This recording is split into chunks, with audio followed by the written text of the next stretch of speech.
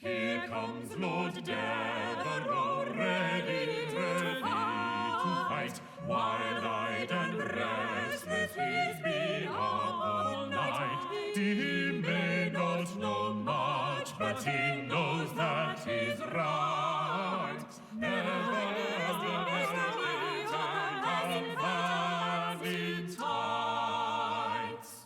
Oh, those songs never fail to put a smile on my face, especially when they talk shit about the bad characters.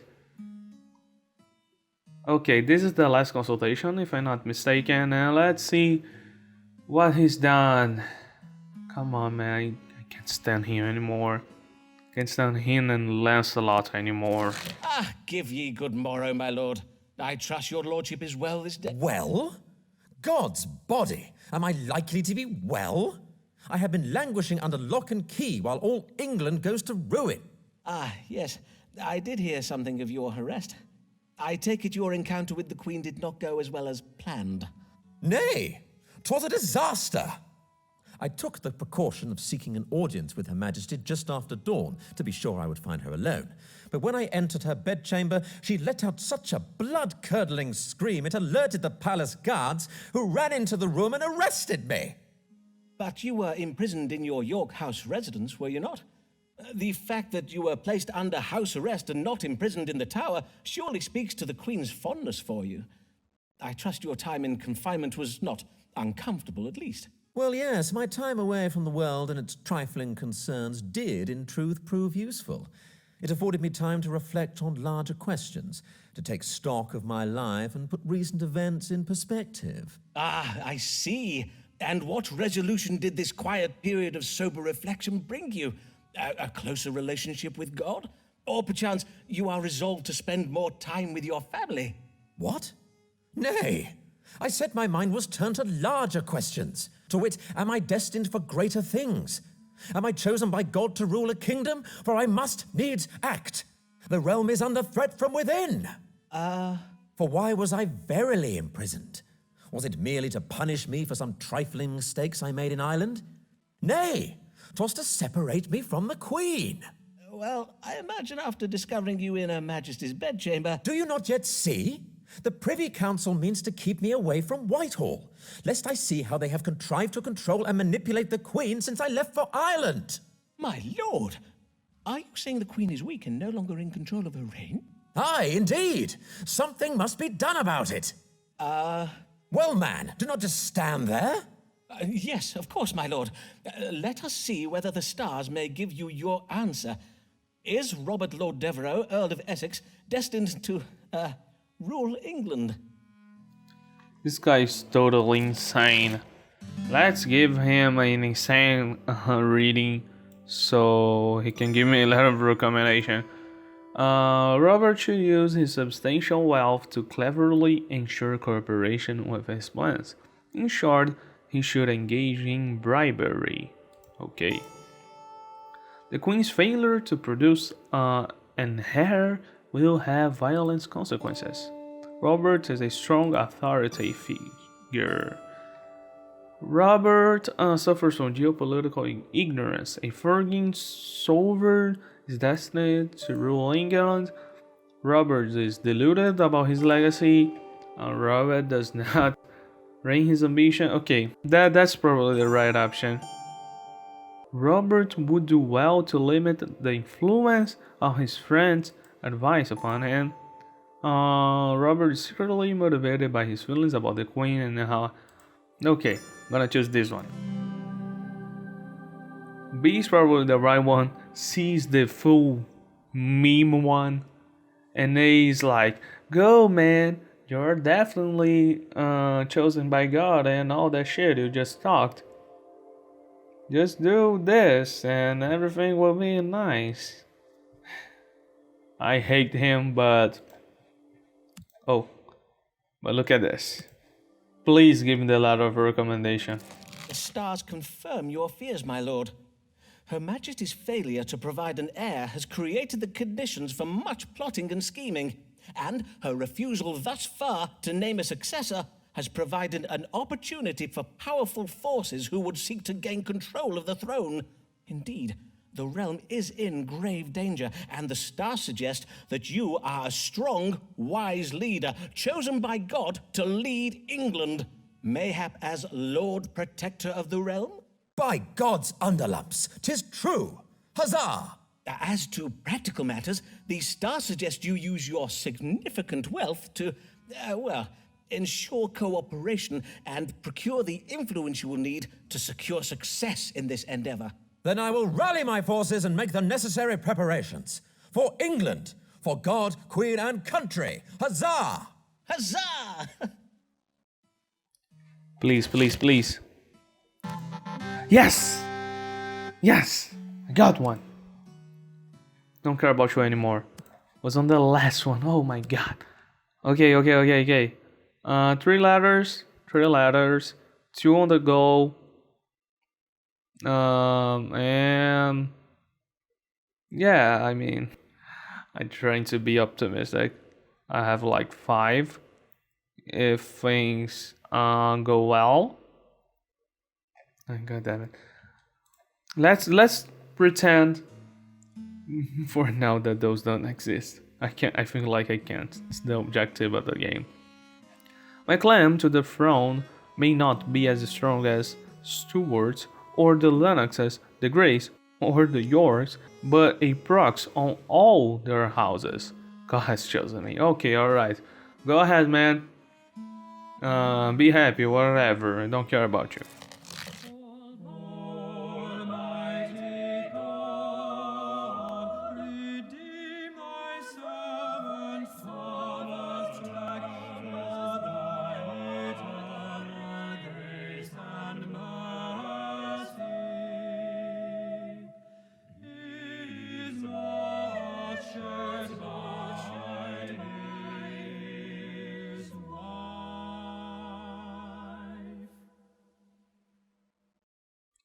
Oh, Thomas again. Let's see how I'm going to make him delusional again. Yes. Hopefully this is the last time I'm seeing him. I can't stand him anymore. Good day, Dean Blard. How now, good sir? I see you do ale of something. I do ail of something, Foreman. Forsooth, I fear I am very ill indeed, for I tremble day and night with fever, and my face does itch and prick with pain. Verily, you do exhibit upon your nose and cheeks a rash of a most remarkable hue. Before you do this reading for me, Foreman, I must have your word that you will not speak of this to my wife, Alice. In truth, I have had her believe that I was set upon by an angry swarm of wasps that have lately been nesting in the north transept of the cathedral. I do understand. A kind husband would naturally wish to shield his wife from any undue distress. Ah, yea, that of course. And there be also the small matter of the promise I did make to restore the Blag family fortune before I died, and thus not leave my wife and children to live in penury when I am gone. If Mistress Blag were to think that I am gravely ill, it would provoke some awkwardness between us that I would rather wish to avoid. Ah, I take it then that your finances are also in poor health. Forsooth they are. And had you warned me that the Archbishop would never grant me the bishopric of Salisbury, perchance I may have acted sooner to recover them. I see. Well, as to your wife, Alice, be not afeard, sir. We doctors take querent confidentiality most seriously. As Hippocrates did say, testa Apollinum medicum secreta, among other things. Now, mayhap we proceed to consult the stars on the matter of your condition. With what disease is my querent Thomas Blag troubled, and how may he be cured? Okay, I kind of feel bad about Blake right now. Just because of his health conditions. But yeah, he's a terrible person still. But, I mean, I don't want him to die. But anyways, severe skin disease of the face that is accompanied with pain and fever. That probably is evil digestion. Not so sure. Bone shawl. Being a knob-like growth rising the chin. Let's go with this. This one is the one that matched better with what he said.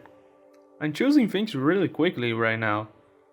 I think at first I was really scared of missing or picking the wrong things, but right now I'm more decisive, I think. Don't know if it's good or bad. I think it is. I don't take that much time thinking. And I feel like Avis Ellen were the person with the most difficult readings to do. So yeah, I think things are easier and I'm more objective right now. It would seem you are troubled with a severe disease of the skin known as erysipelas. It is quite serious. Though you may find some temporary relief from the pain and fever by vigorously purging from your fundament. To induce such a thing, I do advise the consumption of a considerable quantity of prunes, or mayhap rhubarb. Of course, it does depend on the season. Erysipelas? Prunes? Oh, merciful Lord, if it be thy will that I should die, and if thou hast writ these mortal signs upon the stars, I beseech thee, have thy servant Simon Foreman speak the truth. Prithee, sir, I had not finished. Oh, my dear friend, I will not lie to you. Your condition is quite advanced. In truth, I fear you must prepare for the worst.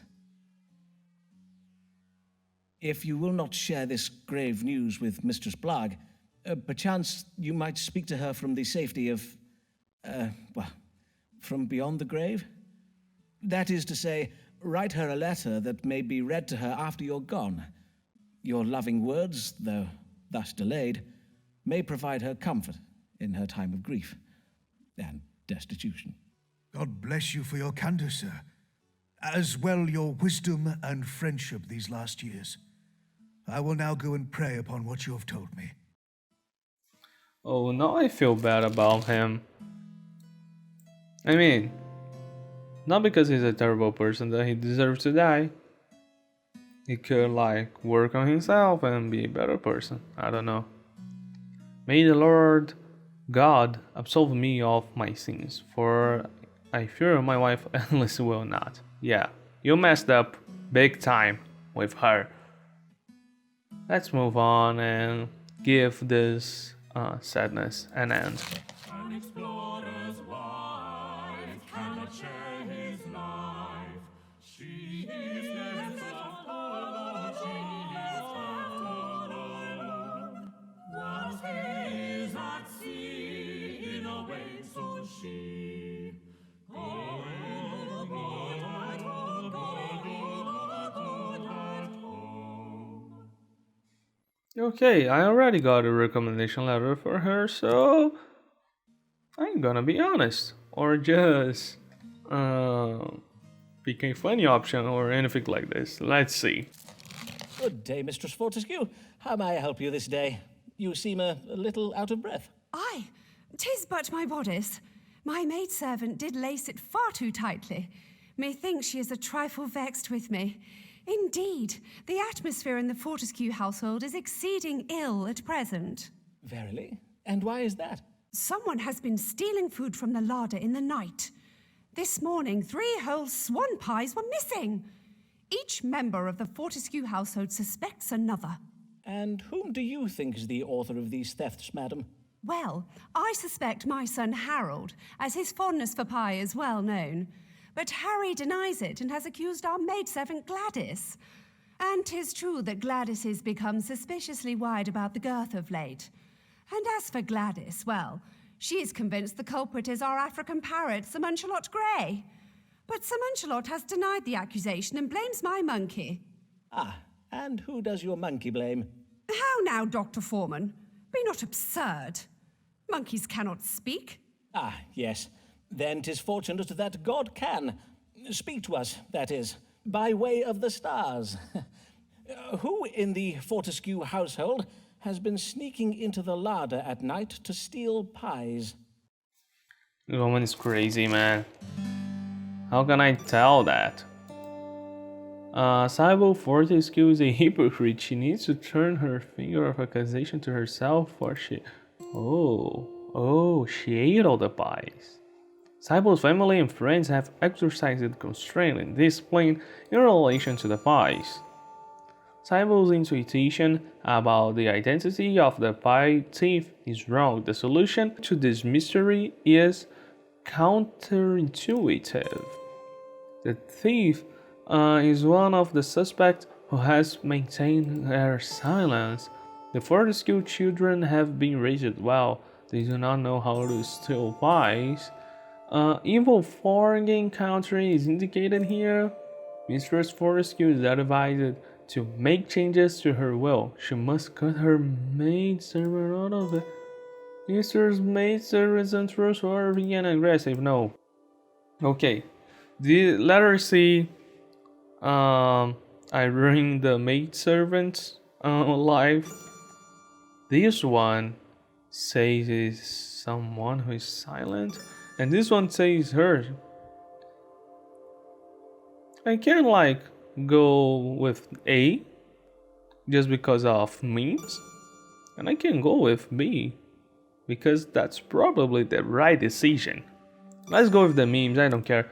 I got the letter of recommendation. I won't lose it. Madam, I have both good and bad tidings for you from the stars. First, the good tidings. Neither your son, your servants, nor your pets are responsible for the thefts. Excellent. Indeed, that is well to hear. And the bad tidings? Oh, my days. You mean 'tis someone from outside? A burglar has been entering our house during the night to raid our larder. Nay, I am not quite sure how best to put this. The bad tidings are that, according to the stars, the pies are being stolen by you, madam. By me? But do you jest, Dr. Foreman? Doubtless the theft of our pies seems trifling to you, sir. Methinks I shall take my leave now and not importune you any further.